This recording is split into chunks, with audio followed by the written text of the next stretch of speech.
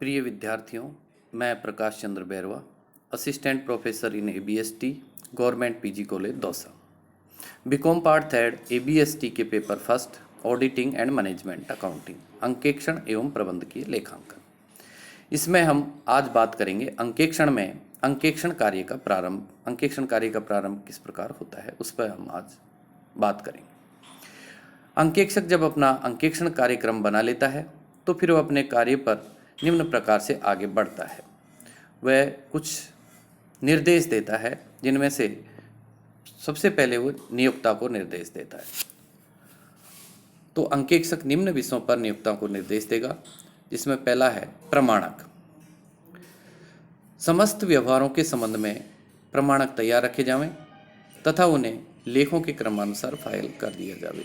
ये निर्देश वो अपने नियोक्ता को देगा अंकेक्षक, क्योंकि प्रमाणक जो है वो अंकेक्षण कार्य में सबसे महत्वपूर्ण होते हैं। प्रमाणक के आधार पर ही अंकेक्षण कार्य आगे बढ़ता है। प्रमाणक ही वो सबूत हैं, वो साक्ष्य हैं जिनके आधार पर अंकेक्षण संभव हो पाता है। तो अंकेक्षक अंकेक्षण कार्यक्रम प्रारंभ करने से पहले अपने नियोक्ता को ये निर्देश देगा कि वो समस्त जो प्रमाणक हैं उनको तैयार रखे और उन्हें लेखे के क्रमानुसार फाइल करके तैयार रखे।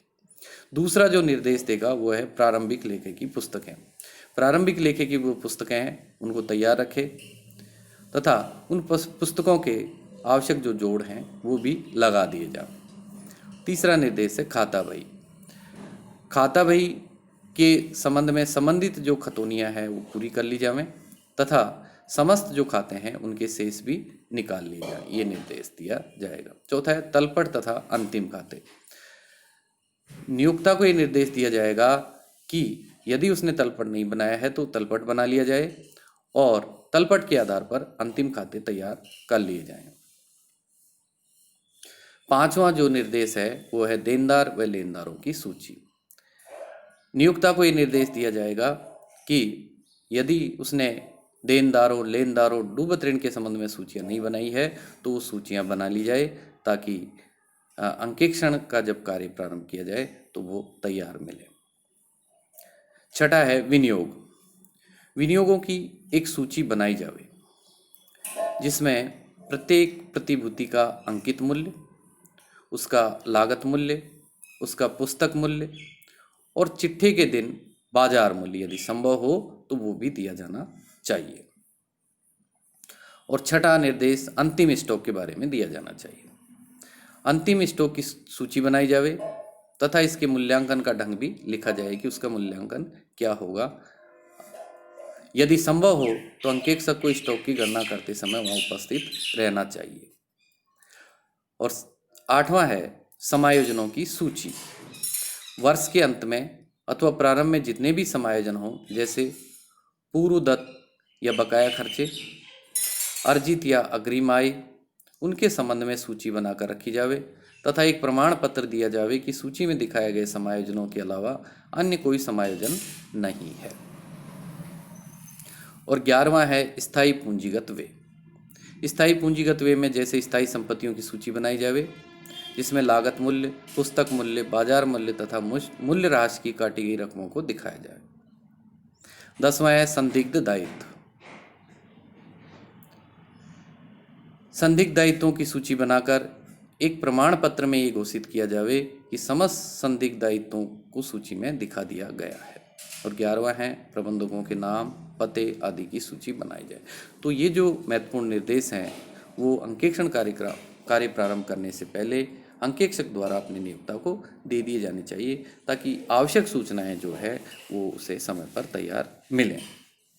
दूसरा जो निर्देश दिया जाएगा अंकेक्षक द्वारा अंकेक्षण कार्य प्रारंभ करने से पहले वो दिया जाएगा कर्मचारियों को। तो अंकेक्षण कर्मचारियों को निर्देश भेजना, उसमें अंकेक्षक अपना कार्य ऑडिट कलरकों की सहायता से करता है। इसमें ये योग्यता एवं अनुभवों के आधार पर कार्य का वितरण कर देता है। अंकेक्षक इन कलरकों को नियोक्ता के यहाँ भेज देता है जो अंकेक्षण कार्यक्रम के आधार पर अपना कार्य प्रारंभ करते हैं। इन कलरकों में 2 श्रेणियां होती हैं, एक वरिष्ठ होते हैं और दूसरे कनिष्ठ होते हैं। कनिष्ठ जो कलरक होते हैं वो वरिष्ठ कलरक की देखरेख में कार्य करते हैं जबकि वरिष्ठ जो होते हैं वो स्वयं ही अंकेक्षक की देखरेख में कार्य करते हैं। अंकेक्षक जो होता है वो अंकेक्षण कार्य के पूरे समय तक नियोक्ता के यहाँ नहीं रहता है। वो समय समय पर जाकर अपने कर्मचारियों के कार्य की प्रगति को देखता रहता है और उनका मार्गदर्शन भी करता रहता है। तो ये थे अंकेक्षण कार्य प्रारंभ करने से पहले अंकेक्षक द्वारा दिए जाने वाले निर्देश, जिसमें वो अपने नियोक्ता को निर्देश देगा और अपने कर्मचारियों को भी निर्देश देगा। अब हम बात करेंगे अंकेक्षण कार्य प्रणाली की, ऑडिट प्रोसीजर। अंकेक्षक के कर्मचारी अपना कार्य कई प्रणालियों के आधार पर करते हैं। कहीं पर तो विस्तृत जांच करते हैं और कहीं पर नैतिक जांच करते हैं और कहीं पर वो परीक्षण जांच ही करते हैं। जब कर्मचारी प्रत्येक व्यवहार की गहराई से जांच करते हैं तो उसे विस्तृत जांच कहा जाता है। यदि व्यवसाय में आंतरिक निरीक्षण की प्रणाली संतोषप्रद है अथवा महत्वपूर्ण पुस्तकों में जैसे रोकड़ पुस्तक की जांच करनी हो तो वह जांच विस्तृत से की जाती है।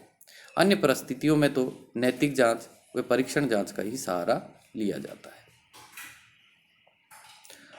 अब हम बात करेंगे नैतिक जांच की। प्रत्येक अंकेक्षक द्वारा सब व्यवसायों में नैतिक जांच अवश्य की जाती है। नैतिक जांच के अंतर्गत निम्नलिखित कार्य किए जाते हैं, जिनमें पहला है प्रारंभिक लेखे की जो पुस्तकें होती हैं उनमें जोड़ व उपजोड़ की जांच करना, उनको अगले पृष्ठ पर ले जाए गए जोड़ों की जांच करना तथा जो अन्य गणनाएं हैं उनकी जांच करना नैतिक जांच में आता है। दूसरा जो नैतिक जांच में आता है वो है प्रारंभिक लेखा पुस्तकों से खाता बही में खतौनी की जांच करना। नैतिक जांच में तीसरा आता है कि विभिन्न खातों के जोड़ों की जांच करना और खातों के शेषों की जांच करना। और नैतिक जांच में चौथा जो है जांच की जाती है वो है खाता बही से तलपट में ले जाए गए शेषों की जांच करना कि सही रकम ले जाई गई है अथवा नहीं ले जाई गई है। तो ये नैतिक जांच में जो जांच की जाएंगी वो महत्वपूर्ण है। अब हम चर्चा करेंगे नैतिक जांच के उद्देश्य। नैतिक जांच के उद्देश्य में पहला है लेखा पुस्तकों में लिखे गए लेखों की गणित संबंधी शुद्धता का पता लगाना कि उनमें कहीं जोड़ बाकी आदि की कोई गलती तो नहीं है, इसकी पता लगाया जाएगा। दूसरा उद्देश्य है ये ज्ञात करना कि प्रारंभिक लेखे की पुस्तकों से सही खातों में खतौनी की गई है और उनका शेष सही निकाला गया है। नैतिक जांच का तीसरा उद्देश्य है विशेष चिन्हों के प्रयोग द्वारा यह ज्ञात करना कि अंकों को उनकी जांच के पश्चात बदला नहीं गया है। अब हम बात करेंगे नैतिक जांच के गुण। और नैतिक जांच के गुण में पहला है सरलता। तो नैतिक जांच एक अत्यंत ही सरल कार्य है जिसे साधारण योग्यता वाले व्यक्ति भी कर सकते हैं, आसानी से कर सकते हैं, बहुत ही सरल है। नैतिक जांच का दूसरा गुण है अंतिम जांच का आधार। नैतिक जांच सरल होते हुए भी बहुत महत्वपूर्ण है। ये उस अंतिम जांच का आधार होती है जिसके आधार पर अंकेक्षक भी रिपोर्ट देता है। नैतिक जांच का तीसरा गुण है गणित संबंधी शुद्धता का विश्वास। नैतिक जांच के आधार पर यह विश्वास हो जाता है कि लेखों में कोई भी गणित संबंधी अशुद्धि नहीं रह गई है।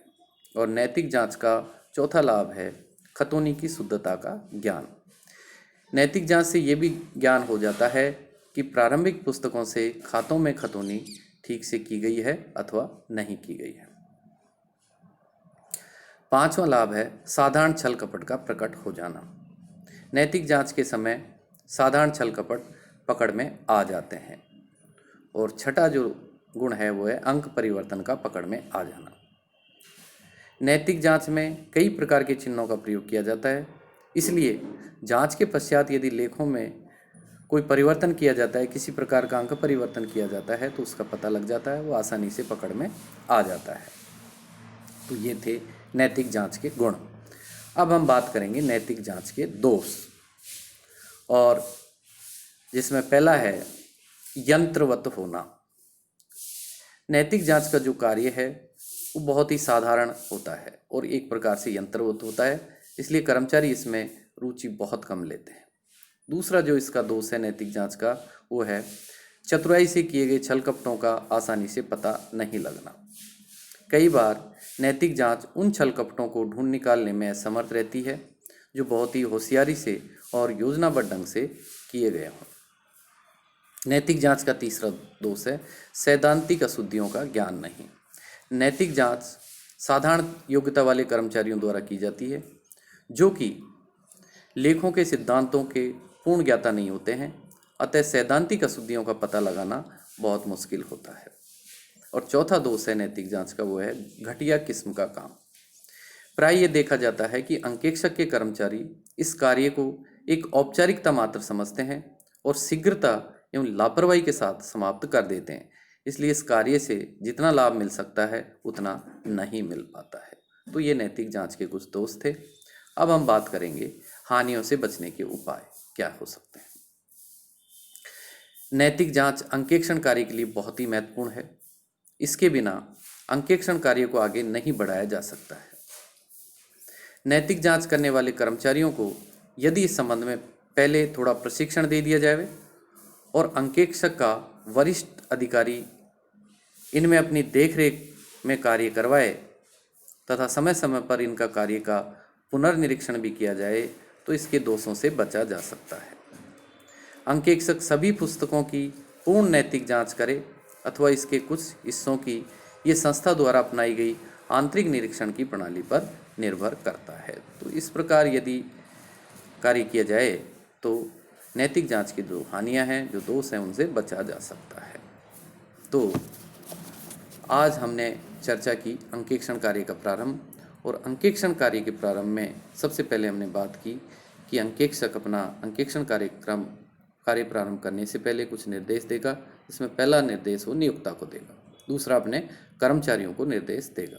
इसके बाद हमने अंकेक्षण की कार्यप्रणाली पर, जिसमें नैतिक जांच के उद्देश्यों की चर्चा की हमने, नैतिक जांच के गुण और नैतिक जांचों के दोषों पर हमने चर्चा की, और इन नैतिक जांच के जो दोष और हानियों से बचने पे हमने चर्चा की। तो आज के लिए ये सभी के लिए धन्यवाद, सभी का बहुत बहुत धन्यवाद।